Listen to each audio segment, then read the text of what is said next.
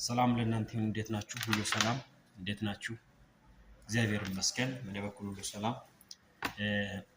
አንዳንድ ጥያቄዎች ኢትዮጵያ ውስጥ በጣም አስቸጋሪ የሆኑ ዘመን ወላድ በአሁኑ ሰዓት የመጡ ያሉ ነገሮች ተወልደናል፣ አድገናል በሚለው ቃላት ኢትዮጵያን ለማፍረስ ወይም የኢትዮጵያን አንድነትን ለመናድ የተዘጋጀ ወይም የተሰራ ስራ በጣም የተበረከተ ያለው ብዙ ጉድ እየሰማን ነው።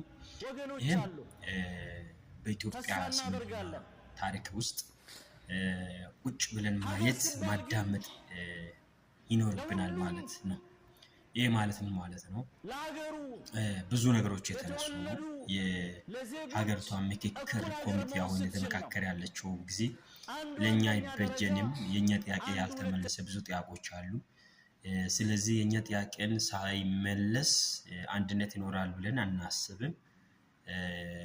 እኛን ያላማከለ ያልካተተ ሀገር ምክክር አለ ብለን አናምንም የሚል ብዙ ነገሮች በቲክቶክ ላይ ሲነሳ አሁን እየሰማን እያየን ነው ያለ ነው። እኔ ምን ማለት ፈልጌ ነው? ሙስሊም ወንድሞቻችን ሰከን ብለው ቢያዳምጡና ቢያዩ ደስ ይለኛል።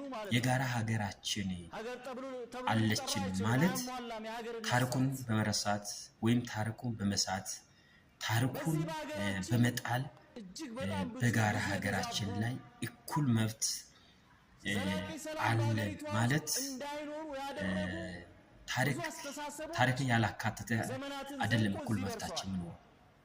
ታሪኩን እያስቀመጥን እውነቱን እውነት ያልን ውሸቱን ውሸት ያልን እያስቀመጥን ግን የጋራ ሀገራችን ላይ እኩል ብንሰራና እኩል ብንኖር ጥሩ ይመስለኛል።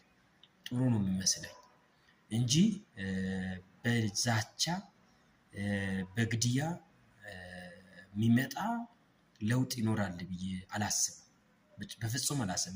በተለይ ብዙዎች ሳይሆን አንድ ጥቂት ወንድሞቻችን የሙስሊም ወንድሞቻችን የሚናገሩት በቃላታቸው የሚወጣ ነገር ሀገሪቷን ወደ ሌላ ነገር ይወስዳታል እንጂ በምን ታምር ተከባብረን እንደ በፊቱ እንደ አባቶቻችን እንደምንኖር ተከባብረን የምንኖርበት ሀገር ለመፍጠር እያሰቡ አይደለም ብዬ ነው የሚያስበው። አይባልም። ሲጀምር የማይባል ነገር ብዙ ነገሮች እየሰማን ነው ያለነው። ከዚህ ስነሳ እስልምና የዶሮን ታሪክ ያነሱ ኦርቶዶክሶች የዶሮን ታሪክ ያነሱ አንዳንድ ግለሰቦች የዶሮን ታሪክ